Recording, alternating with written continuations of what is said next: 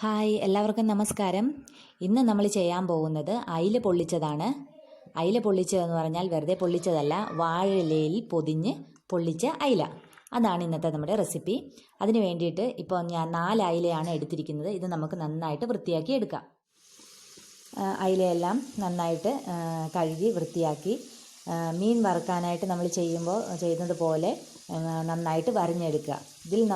ഇത് നമുക്ക് വറുക്കാനുള്ളതാണ്. അപ്പോൾ മീൻ വറുക്കാനായിട്ട് സാധാരണ നമ്മൾ ചെയ്യുന്നത് പോലെ തന്നെ വരഞ്ഞെടുക്കുക. പിന്നെ ഇതിന് വേണ്ടിയിട്ടുള്ള നമുക്ക് മസാല റെഡിയാക്കാം. അപ്പോൾ അതിന് വേണ്ടിയിട്ട് ഞാൻ 1.5 ടേബിൾ സ്പൂൺ മുളക് പൊടിയാണ് എടുത്തിരിക്കുന്നത്. പിന്നെ ഒരു 3/4 ടീസ്പൂണോളം മഞ്ഞൾപ്പൊടി, പിന്നെ ആവശ്യത്തിന് ഉപ്പ്, പിന്നെ കുറച്ച് കുരുമുളക് പൊടിയും കൂടി ചേർക്കണം. ഒരു 1/2 ടീസ്പൂണോളം കുരുമുളക് പൊടിയും കൂടി ചേർക്കുക. ആവശ്യത്തിന് വെള്ളം ഒഴിച്ചിട്ട് നന്നായിട്ട് കുഴച്ചിട്ട് പേസ്റ്റ് രൂപത്തിലാക്കുക.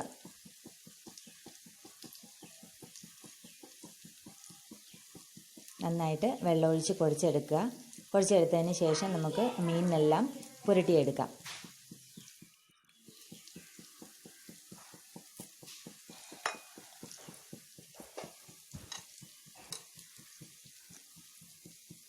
മീനിൻ്റെ എല്ലാ സൈഡിലും വയറിൻ്റെയൊക്കെ ഉള്ളിലും ആകെ മൊത്തത്തിൽ മീൻ നമ്മൾ പൊതിഞ്ഞെടുക്കണം ഈ മസാല കൊണ്ടിട്ട്.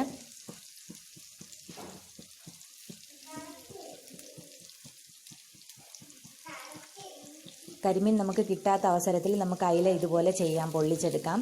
കരിമീനിൻ്റെ അതേ ഇതിൽ തന്നെയാണ്, അതേ പ്രൊസീജിയർ തന്നെയാണ് നമ്മൾ ഇതും ചെയ്യുന്നത്.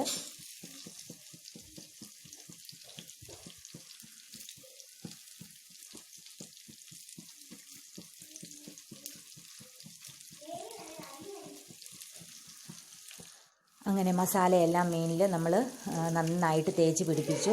ഇനി ഇതൊരു അരമണിക്കൂർ നമുക്കൊന്ന് റെസ്റ്റ് ചെയ്യാനായിട്ട് വെക്കാം. എരിവും എല്ലാം നന്നായിട്ട് പിടിച്ച് വരാനായിട്ട് അരമണിക്കൂർ നമുക്ക് വെക്കാം. അരമണിക്കൂർ കഴിഞ്ഞതിന് ശേഷം നമുക്കിതൊന്ന് നന്നായിട്ടൊന്ന് ഫ്രൈ ചെയ്തെടുക്കാം. ഒത്തിരി ഫ്രൈ ചെയ്യേണ്ട, ആ ജ്യൂസിനെസ് പോകാതെ തന്നെ നമുക്ക് ഫ്രൈ ചെയ്തെടുക്കണം. എന്നാൽ ഷാലോ ഫ്രൈ ആകാനും പാടില്ല. അതേപോലെ തന്നെ നമ്മൾ ഫ്രൈ ചെയ്തെടുക്കണം. അപ്പോൾ ഒരു പാൻ വെച്ചിട്ട് ആവശ്യത്തിന് നമ്മൾ വെളിച്ചെണ്ണ ഒഴിച്ചു കൊടുക്കുക. പൊള്ളിച്ചതല്ലേ, അപ്പോൾ വെളിച്ചെണ്ണ ആയിരിക്കും ഏറ്റവും നല്ലത്. സൺഫ്ലവർ ഓയിലൊന്നും നമ്മൾ യൂസ് ചെയ്യേണ്ട, വെളിച്ചെണ്ണ തന്നെയായിട്ട് നമുക്ക് ഉപയോഗിക്കാം. വെളിച്ചെണ്ണ നന്നായിട്ട് ചൂടായിട്ട് വരുമ്പോഴത്തേക്ക് നമുക്ക് മീൻ ഇതിലേക്ക് ഇട്ട് കൊടുക്കാം.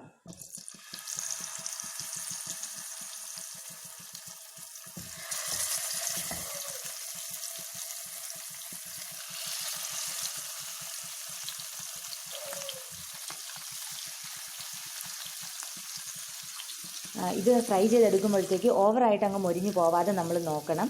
അതിൻ്റെ ജ്യൂസിനെസ് നഷ്ടപ്പെടാതെ തന്നെ നല്ല സോഫ്റ്റായിട്ട് വേണം നമ്മൾ വറുത്തെടുക്കാനായിട്ട്. അപ്പോൾ ഒരു സൈഡും ഓക്കെ ആയിട്ടുണ്ട്. ഞാൻ മറു സൈഡ് ഇട്ട് കൊടുക്കുവാണ്.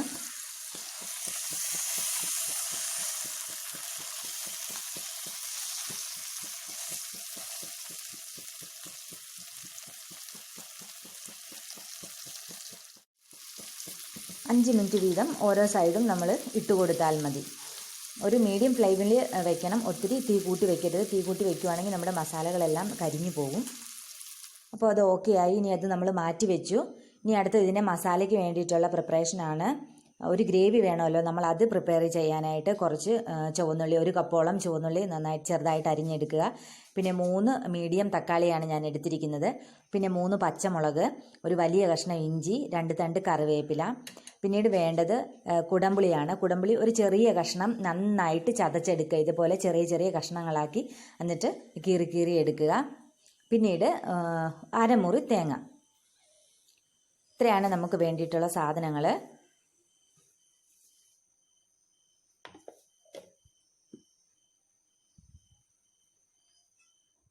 അപ്പോൾ ഇത് നമുക്ക് റെഡിയാക്കി എടുക്കാം. ആ സെയിം പാൻ തന്നെയാണ് ഞാൻ എടുത്തിരിക്കുന്നത്. എക്സസ് ആയിട്ടുള്ള ഗ്രേവിയെല്ലാം നമ്മൾ തുടച്ച് മാറ്റണം. ഒത്തിരി മുളകിൻ്റെ ആ ഗ്രേവി കിടന്നിട്ടുണ്ടെങ്കിൽ മസാല പ്രിപ്പയർ ചെയ്യുമ്പോഴത്തേക്ക് അത് കരിഞ്ഞു പോകും. അപ്പോൾ എക്സസ് ആയിട്ടുള്ളതെല്ലാം നമ്മൾ തുടച്ച് മാറ്റുക. എന്നിട്ട് ആ പാനിൽ തന്നെ നമുക്ക് കുറച്ചും കൂടെ വെളിച്ചെണ്ണ ഒഴിച്ചു കൊടുക്കാം.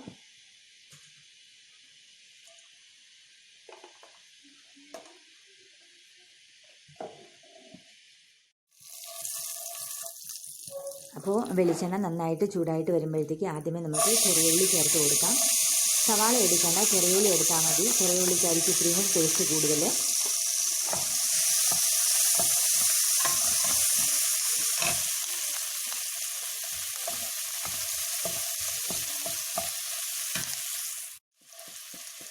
ചെറിയ ഉള്ളി ചെറുതായിട്ടൊന്ന് വഴണ്ട് വരുമ്പോഴത്തേക്ക് നമുക്കിതിലേക്ക് പച്ചമുളകും ഇഞ്ചിയും കറിവേപ്പിലയും കൂടി ചേർത്ത് കൊടുക്കാം.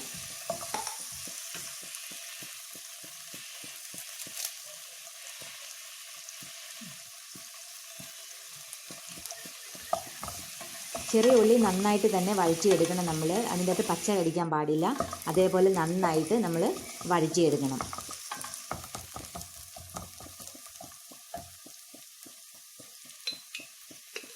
ഇനി റെഡിയായി കഴിയുമ്പോഴത്തേക്ക് നമുക്കിതിലേക്ക് മഞ്ഞൾപ്പൊടി, മുളക് പൊടി എല്ലാം ചേർത്ത് കൊടുക്കാം. നമ്മുടെ ഗ്രേവിക്ക് ആവശ്യമായിട്ടുള്ള മുളക് പൊടി നമ്മൾ ചേർത്ത് കൊടുക്കണം. 1/2 ടേബിൾ സ്പൂണോളം മഞ്ഞൾപ്പൊടി, പിന്നെ ഒരു 1.5 ടേബിൾ സ്പൂണോളം മുളക് പൊടി. നല്ല എരിവ് ആവശ്യമുള്ളവർ 1.5 ടേബിൾ സ്പൂൺ തന്നെ ചേർക്കുക. എരിവ് ഇത്തിരി കുറവ് വേണമെന്നുള്ളവർ 1 ടേബിൾ സ്പൂൺ ചേർത്താൽ മതിയാവും. എന്നാലും ഇത്തിരി എരിവുള്ളതാണ് നല്ലത്. മുളക് പൊടിയെല്ലാം മൂത്ത് നന്നായിട്ട് ആ പച്ചമണമൊക്കെ മാറിക്കഴിയുമ്പോഴത്തേക്ക് നമുക്കിതിലേക്ക് അരിഞ്ഞു വെച്ചിരിക്കുന്ന തക്കാളി ചേർത്ത് കൊടുക്കുക. 3 തക്കാളിയാണ് ഞാൻ എടുത്തിരിക്കുന്നത്. മീഡിയം സൈസുള്ള 3 തക്കാളിയാണ് എടുത്തിരിക്കുന്നത്. തക്കാളിയും കൂടി ചേർത്ത് കൊടുത്തതിന് ശേഷം നമുക്ക് നന്നായിട്ടൊന്ന് വഴറ്റിയെടുക്കാം. തക്കാളിയെല്ലാം നല്ല പേസ്റ്റ് രൂപത്തിൽ ആകണ വരെ നമ്മൾ വഴറ്റിയെടുക്കണം. മൂടി വെച്ച് കൊടുക്കരുത്. തുറന്ന് വെച്ച് തന്നെ നമ്മൾ നന്നായിട്ട് വഴറ്റിയെടുക്കണം. മൂടി വെച്ച് കഴിഞ്ഞാൽ വെള്ളം കെട്ടിപ്പോവും. അതുകൊണ്ട് നമ്മുടെ ടേസ്റ്റ് കുറയും. അതുകൊണ്ട് ഒരിക്കലും മൂടി വെക്കരുത്. തുറന്ന് വെച്ച് തന്നെ ചെറുതായിട്ട് ഇളക്കി കൊടുത്തിട്ട് തന്നെ നമ്മൾ നന്നായിട്ട് വഴറ്റിയെടുക്കുക. നല്ല പേസ്റ്റ് രൂപത്തിലാക്കിയെടുക്കുക. ഇതിപ്പോൾ നല്ല പേസ്റ്റ് രൂപത്തിലായിട്ടുണ്ട്. ഇനി അടുത്തതായിട്ട് നമ്മൾ ഇതിലേക്ക് ചേർക്കാൻ പോകുന്നത് കുടംപുളിയാണ്. കുടംപുളി ചെറുതായിട്ട് നമ്മൾ ചതച്ച് വെച്ചിട്ടുണ്ടായിരുന്നു. അതിന് വെള്ളം ഒഴിക്കേണ്ട, പുളി മാത്രം നമ്മൾ പെറുക്കിയിട്ടിട്ട് നന്നായിട്ട് തക്കാളിയുടെ കൂട്ടത്തിൽ വഴറ്റിയെടുക്കുക. തക്കാളി ചേർക്കുമ്പോഴത്തേക്കും കുറച്ച് പുളിപ്പ് ഉണ്ടാവും. എന്നാലും കുടംപുളിയുടെ പുളിപ്പും കൂടി ചേർന്നാലാണ് അതിന് കുറച്ചും കൂടി ടേസ്റ്റ് കൂടുതലായിട്ടുണ്ടാവുക. നന്നായിട്ട് വഴറ്റി കഴിയുമ്പോഴത്തേക്ക് ഇനി ഇതിലേക്ക് നല്ല കട്ടിയുള്ള തേങ്ങാപ്പാൽ 1/2 ഗ്ലാസ്സാണ് ചേർക്കുന്നത്. 1/2 ഗ്ലാസ് നല്ല കട്ടിയുള്ള തേങ്ങാപ്പാൽ ചേർത്ത് കൊടുക്കുക.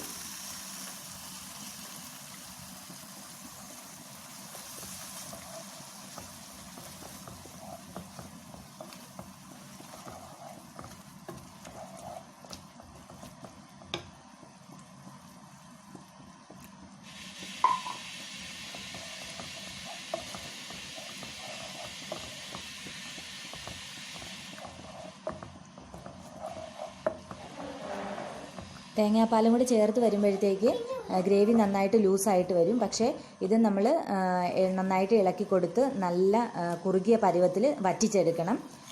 നമ്മൾ ഉപ്പ് ചേർത്തിട്ടില്ലായിരുന്നു. അപ്പോൾ ഈ സമയത്ത് നമ്മൾ ആവശ്യമായിട്ടുള്ള ഉപ്പും കൂടി ചേർത്ത് കൊടുക്കുക. ഉപ്പ് കൂടി ചേർത്ത് കൊടുത്തതിന് ശേഷം ഗ്രേവി നന്നായിട്ട് വറ്റിച്ചെടുക്കുക. ഗ്രേവി എല്ലാം കുറുകി ഈ ഒരു പരുവത്തിൽ നമുക്ക് എണ്ണ തെളിഞ്ഞ് നന്നായിട്ട് ഗ്രേവി കിട്ടണം. ഈ ഒരു പരുവം വരെ നമ്മൾ നന്നായിട്ടത് വഴറ്റിയെടുക്കണം. ഇനി ഇത് നമുക്ക് മാറ്റി വയ്ക്കാം. അടുത്തതായിട്ട് നമ്മൾ മീൻ പൊള്ളിക്കുന്നതിന് വേണ്ടിയിട്ട് വാഴയില നമുക്ക് ഒന്ന് ചൂടാക്കിയെടുക്കാം. അതായത് മീൻ പൊതിഞ്ഞ് കഴിയുമ്പോഴത്തേക്കും വാഴയില പൊട്ടിപ്പോകാതിരിക്കാൻ വേണ്ടിയിട്ട് നമ്മൾ ചെറുതായിട്ടൊന്ന് ഇതുപോലെ ചൂടാക്കിയെടുക്കണം വാഴയില. 4 മീനാണ് ഉള്ളത്. അപ്പോൾ 4 ഇല വേണം. 4 ഇല നമ്മൾ ഇതുപോലെ ചെയ്തെടുക്കണം.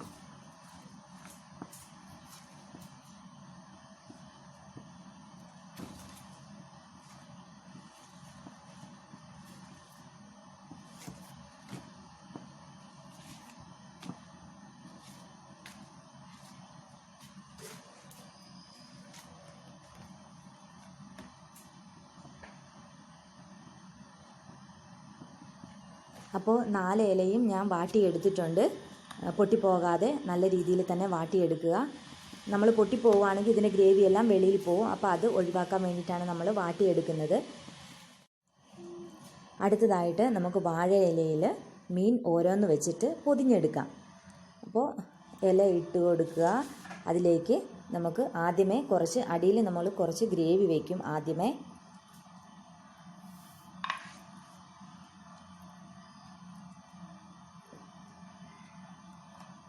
ഒരു മീനിന് ആവശ്യമായിട്ടുള്ള ഗ്രേവി അത് മതി. നമ്മൾ താഴെയും വയ്ക്കും മുകളിലും വയ്ക്കും. അപ്പോൾ അതിനനുസരിച്ച് ഗ്രേവി വയ്ക്കുക. ഇനി അതിൻ്റെ മുകളിലേക്ക് നമ്മൾ ഫ്രൈ ചെയ്ത് വെച്ചിരിക്കുന്ന മീൻ എടുത്ത് വെച്ച് കൊടുക്കുക. വീണ്ടും അതിൻ്റെ മുകളിൽ നമ്മൾ കുറച്ച് ഗ്രേവി ഇടുക.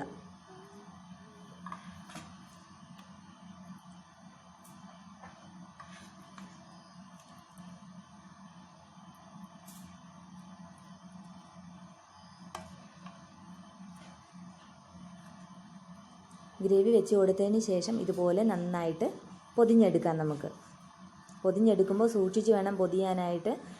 പൊട്ടിപ്പോവാതെ നമ്മൾ പൊതിഞ്ഞെടുക്കാനായിട്ട് നോക്കണം. പൊട്ടിപ്പോയി കഴിഞ്ഞിട്ടുണ്ടെങ്കിൽ നമ്മളിത് പൊള്ളിച്ചെടുക്കുന്ന സമയത്ത് അതിൻ്റെ ഗ്രേവിയെല്ലാം വെളിയിലോട്ട് വരും. അപ്പോൾ പൊട്ടിപ്പോവാതെ സൂക്ഷിച്ച് നമ്മൾ ഇത് ചെയ്യുക. പൊതിഞ്ഞെടുത്തതിന് ശേഷം വാഴയുടെ നാര് കൊണ്ട് തന്നെ നമുക്കിതൊന്ന് കെട്ടിയെടുക്കാം.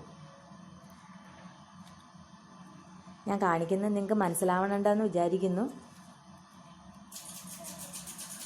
ഇതേപോലെ കെട്ടിയെടുക്കാം നമുക്ക്.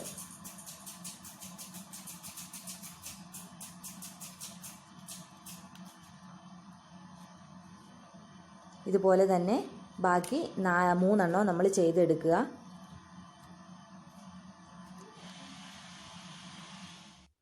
അപ്പോൾ ഫുള്ളും നമ്മൾ ഇതുപോലെ തന്നെ വാഴയിലയിൽ പൊതിഞ്ഞിട്ട് നന്നായിട്ട് കെട്ടിയൊക്കെ എടുത്തിട്ടുണ്ട്.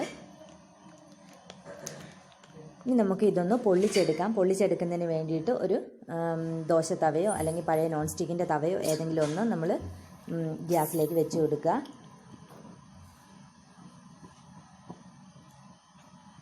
ചൂടായിട്ട് വരുമ്പോഴത്തേക്കും നമുക്ക് 2 എണ്ണം വീതം വെച്ച് കൊടുക്കാം.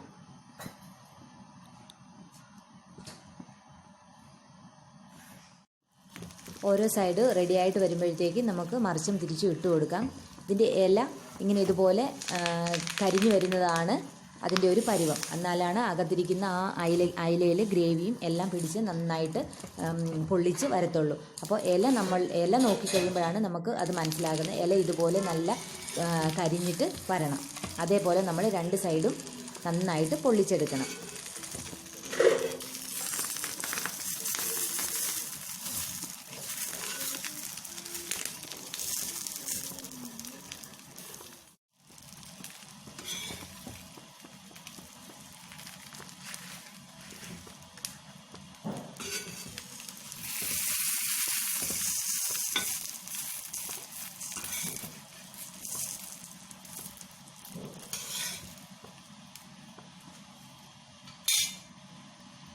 ഒരു ട്രിപ്പ് കഴിഞ്ഞു. ഇനി അടുത്ത ട്രിപ്പും കൂടെ നമുക്ക് ചെയ്തെടുക്കാം.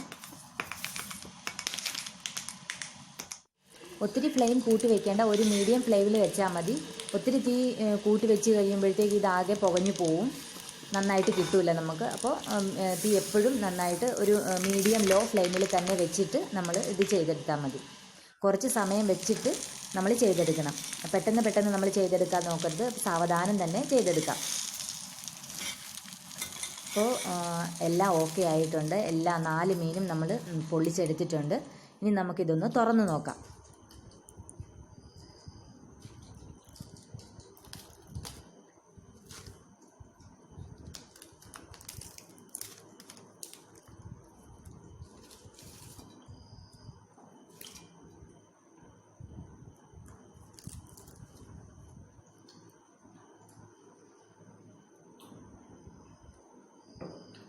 തുറക്കാൻ തുടങ്ങിയപ്പോൾ തന്നെ എണ്ണയൊക്കെ വെളിയിലോട്ട് വരുന്നുണ്ട്.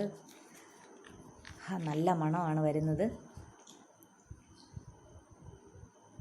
കണ്ടോ, ഇതാണ് പരുവം.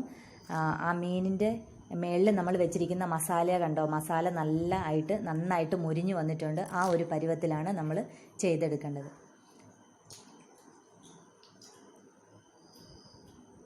എവിടെ നിന്ന് എടുക്കണമെന്നൊരു കൺഫ്യൂഷനാണ്.